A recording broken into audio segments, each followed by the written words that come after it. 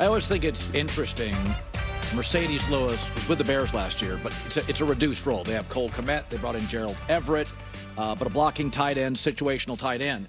But it is interesting. There are people like Tom Brady's an obvious. We had him on the show yesterday. Tom Brady loves football. He likes the process of it. And Marcedes Lewis has been smart with his money, made good money, long time. And as he becomes more of a situational player, again, he played in all the games for the Bears. And what he is asked to do is not pretty. He is asked to put his hands on guys, defensive ends, and block. And Marcedes Lewis is now joining us live. I love seeing him. Most seasons played by a tight end in league history. And I had Brady on yesterday, and Tom loves the process, but Tom doesn't have to block. Tom doesn't have to put his hands on people. You could have called it a career. You're a smart guy. You've done well in your life. But you keep coming back. You even keep coming back in cold weather. Green Bay, Chicago. Did you always, it has to be passion and love at this point, does it not, for the sport? Yeah, I mean, it's definitely, passion is a big part of it. I think that, I always say, like, I don't ever want to be on the couch one day watching ball and have the regret of not being able to fulfill my passion and my dream. This is a dream of mine since I was 7 years old. I've been doing this for a very long time. And mentally, I'm still in it. Physically, I'm still, in shape and doing what I have to do to prepare to play games and help a team win. So for me, it's really a no-brainer. Obviously, when that window closes, it closes. And you can never get that back. And so, I definitely want to tap into everything I have. And when it's all said and done, it's all said and done. I'll be happy with that. You went against the Bears defense in practice. At the end of the year, I don't know how many people outside of Chicago, Marcedes, were paying attention. The defense was actually really good from about week 10 on. Was it just Montez Sweat, Matt Eberflus? It's a young defense. Did it click? You were at practice. What happened? Why was the defense so good? I think it was number one in the league the last 6-7 weeks. What happened? Yeah, well, I think, obviously the second half of the season, the defense started to really come on, but it really was the consistency and willing to come to work and get better every day from the beginning of the season. Obviously things are not always going to go your way. There are so many variables on both sides of the ball that happen and sometimes are out of your control. But the things you can't control is your attitude and your effort. And I can honestly say from watching from the sideline, whether I'm in getting reps or I'm not getting reps, those guys are, competing at the highest level. They're putting pressure on each other to be right. And the communication just got better and better throughout the year. And obviously with the acquisition of Sweat coming in, that added another dynamic to the defense and took a lot of pressure individually off a lot of guys. And they were just able to play ball and not think that they had to go out there and be Superman. So, still adding pieces and doing the right things, but I'm excited for what's going to happen this season. It's kind of fascinating to watch Jordan Love. I don't recall a quarterback where I didn't like him in the first 5 weeks, and I loved him by the end. He had this massive explosion. Even Matt LaFleur, who's one of the nicer guys, was pretty critical of him early. Some switch flipped. I mean, you can't go from him in week 4 to him in week 17. It was a different player. He'd been he'd been there for 4 years. What clicked? Because by the end of the season, when he's going to Dallas, I'm like, oh, he's the best quarterback on the field here. It's not Dak. He's the best quarterback. What do you think clicked for him? I just think that it took him some time this past season to kind of understand it. Like, this is his team. Obviously being behind A-Rod and learning how to be a pro.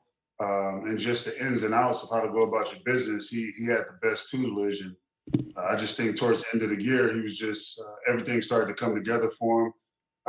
It was one of those things to where, I saw that coming from a mile away. The guy listens twice as much as he speaks. He just wants to be great.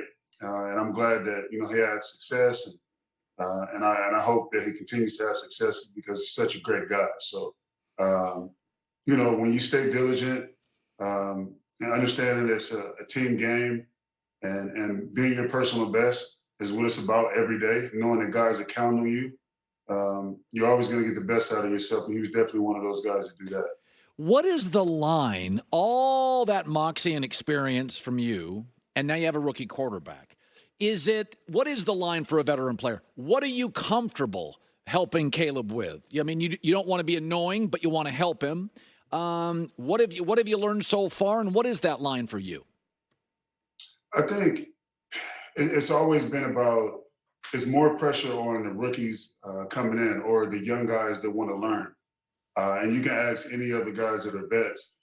The rookies that come in that are humble, that understand that they don't know it all, and they ask the right questions, we're more than willing to give them the game.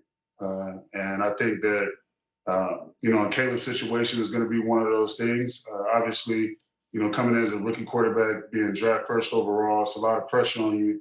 But the more you can lean into your guys and understand that we're all on the same team and, we're all pushing it for the same purpose, and that's in the pursuit of a championship. So I haven't had a chance to meet him yet in person, but we have similar friends, obviously being in LA. I heard he's a great guy. So I'm looking forward to that. And, I'm an open book, and I'm looking forward to taking one on my wing like Fred Taylor and Kyle Brady did for me when I came in. So it's going to be a great experience.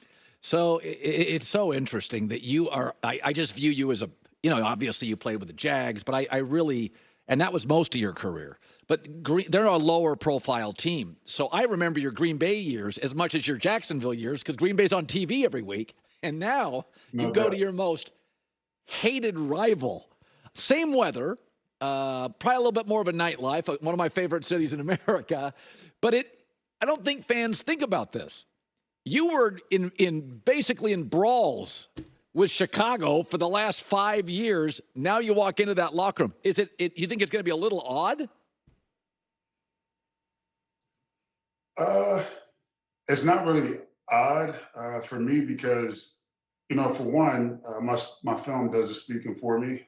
So it's not about me going in there and boasting and being weird about it. And a lot of the guys, like I've been playing ball when a lot of these guys were in high school and junior high. So it's more so just like the big brother role, obviously. And, sometimes I'll see I'll see comments on my pictures sometimes, or if say if the Bears post something about when I resigned, it was like, trying to remember something I saw.